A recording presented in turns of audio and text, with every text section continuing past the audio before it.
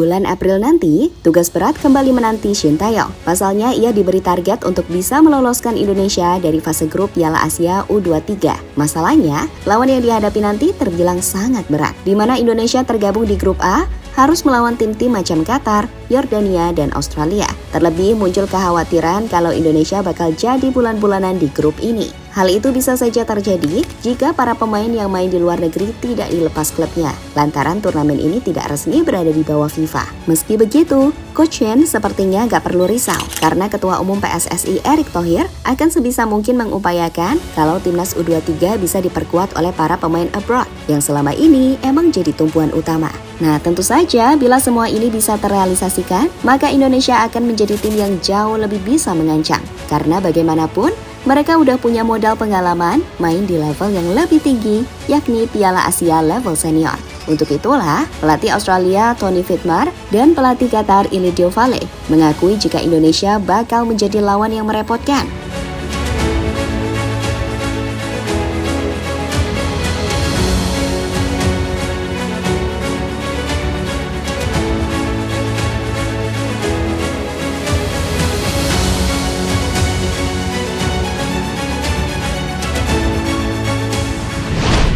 Piala Asia U23 akan dilangsungkan pada 15 April sampai 3 Mei 2024.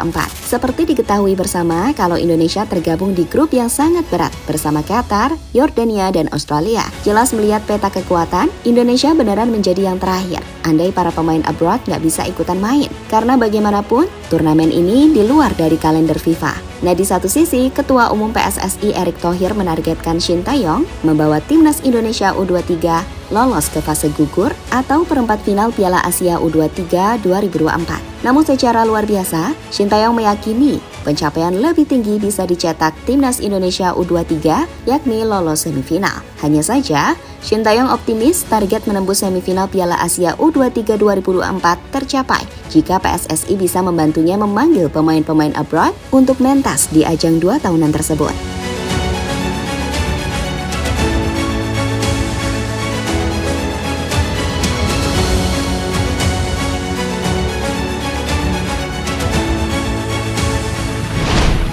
Lebih lanjut, Erick Thohir sendiri berjanji akan mengupayakan dengan maksimal untuk bisa melobi agar para pemain abroad itu bisa tampil. Dan sejauh ini udah ada 7 nama yang kemungkinan besar bisa ikut serta. Yang mana 7 pemain itu adalah Elkan Bagot yang main di Bristol Rovers, Pratama Arhan di Suwon FC, Justin Hubner di Wolverhampton Wanderers, Nathan Choaon di SC Heerenveen, Marcelino Ferdinand di KMSK Danes, Ivar Jenner di Young Utrecht, dan Rafael Struijk di ADO Den Haag. Nah, khusus buat Nathan, ia memang belum sah mendapatkan paspor Indonesia. Namun yang bersangkutan tinggal mengambil sumpah warga negara Indonesia saja, sehingga kemungkinan ia untuk bisa segera membela Indonesia bisa lebih cepat.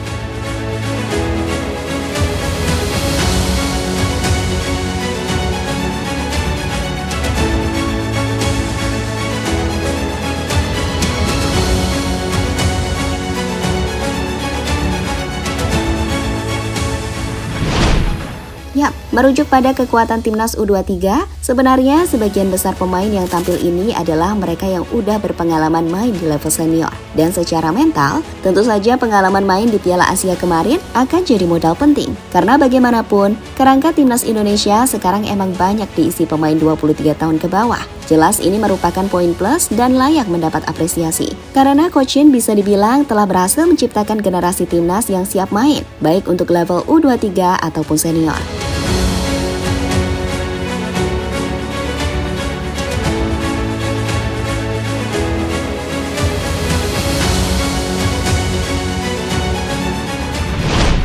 Di sisi lain, melihat potensi gimana Indonesia nanti bisa tampil full team, membuat pelatih Australia Tony Fittmar mau tak mau akan berusaha meminta para pemainnya untuk bermain disiplin.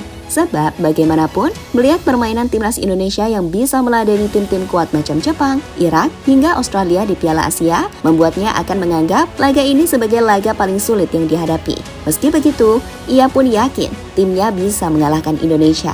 Kami telah membicarakan tujuan dan ambisi kami sebagai sebuah grup dan sekarang kami mengetahui jalan kami untuk mencapainya. Dalam hal grup kami menghadapi lawan yang kami kenal. Kami memahami cara mereka bermain dan kami menantikan tantangan yang datang dalam turnamen sepak bola. Saya sangat senang dengan kerja keras yang dapat kami lakukan sebagai sebuah grup hingga saat ini, melawan tim lawan dan dalam kondisi yang akan memberikan kami manfaat besar saat kami memasuki fase penting dalam program kami. Tegas Whitmar dilansir dari Football Australia.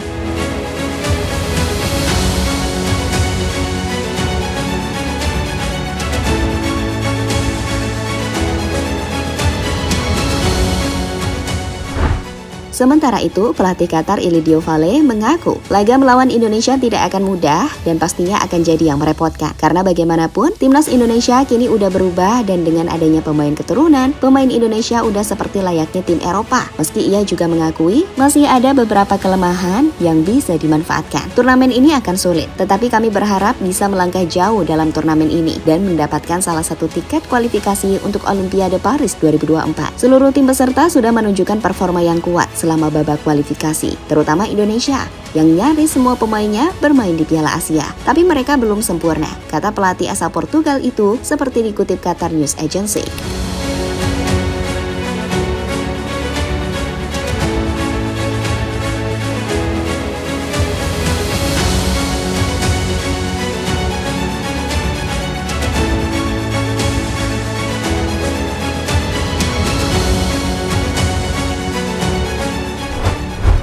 Yap, terlepas dari itu semua, emang harus diakui kalau kehadiran pemain abroad sangatlah penting. Sebab, jika bergantung pada pemain Liga 1, ya pasti sangat-sangat berat. Untuk itu, peran para pemain abroad yang emang jadi sosok kunci di tim pastilah sangat dibutuhkan. Paling tidak untuk memperbesar peluang lolos. Nah, jika nantinya Indonesia bisa lolos ke semifinal, tentu ini akan jadi prestasi yang luar biasa karena tim ini bisa main di Olimpiade Paris 2024. So, kita doakan dan dukung terus. Semoga segala apa yang direncanakan bisa berjalan dengan baik dan lancar, oke?